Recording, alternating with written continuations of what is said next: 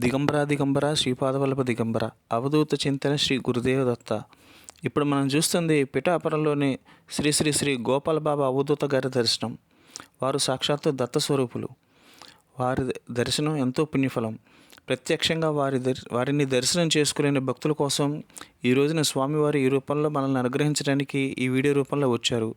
కనుక ప్రతి ఒక్కరూ ఈ గోపాల బాబా గారిని దర్శనం చేసి వారి అనుగ్రహానికి సంపూర్ణం పొందుతాం. జై గురుదత్త.